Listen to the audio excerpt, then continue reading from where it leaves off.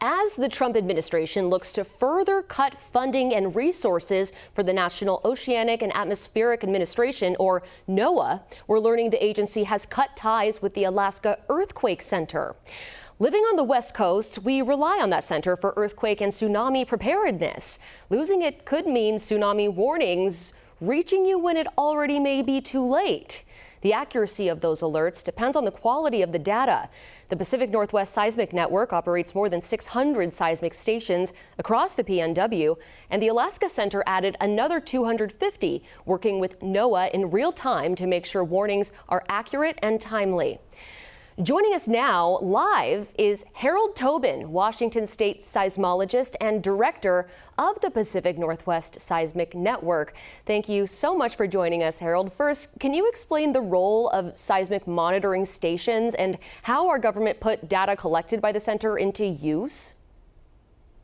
Yeah, absolutely. When a tsunami starts, the first thing we know that happens is typically an earthquake. Most of them start with earthquakes. So we can measure those with our seismometers very quickly and get a sense that potentially an earthquake that has caused a tsunami is taking place. So that's the jump. That's the first step in issuing a tsunami warning that then can be used for nearby regions and also for the tsunamis that spread across the ocean and potentially impact faraway places. So that's what we're talking about here in the Pacific Northwest, and that's what we're talking about with this NOAA cut in Alaska as well. And the big question, of course, is how might reductions in seismic data affect the reliability of tsunami warnings for the West Coast? The Tsunami Warning Center depends on the real-time feed of that seismic data coming from the stations in Alaska, coming from the stations here. And so the fact that they've cut the budget to my counterpart in Alaska, the Alaska Earthquake Center, is really concerning, because what it means is that they'll have less information to base that initial assessment that, yes, an earthquake has happened that might have generated a tsunami. This could delay a tsunami warning by minutes. It could degrade the tsunami warning, so the quality of knowing like how big an earthquake and whether it might have really generated a tsunami or not won't be there for some time. And both of those are really steps backwards in our ability to warn people of these deadly events that take place. Yeah, I'd imagine minutes matter in this circumstance, and it's not exactly clear why the NOAA ended its contract with the Earthquake Center. So do you have any insight? Did you see this coming? We didn't see it coming, and the director of the Alaska Center, Mike West, didn't see it coming either. NOAA has supported them for decades in this kind of work.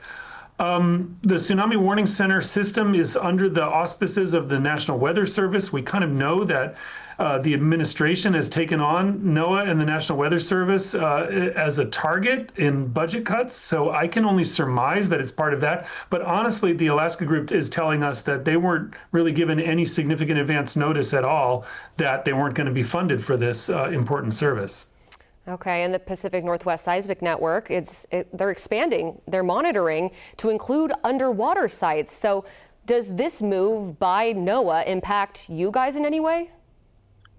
Fortunately, it doesn't directly impact us. Almost all of our funding is through cooperative work with the U.S. Geological Survey, different branch of the federal government, and other things that we're doing with National Science Foundation and others. So no, our system is not affected by what's going on here. On the other hand, tsunamis that start in Alaska can impact the Washington coast, Oregon, California, especially Hawaii, where a number of people have died in the last century in tsunamis that started in Alaska in the exact areas where some of these cuts are having a direct impact. Yeah, Harold, thank you. Yeah, this is part of a larger effort by the Trump administration to cut resources for NOAA. So what do you foresee happening if cuts continue at this level?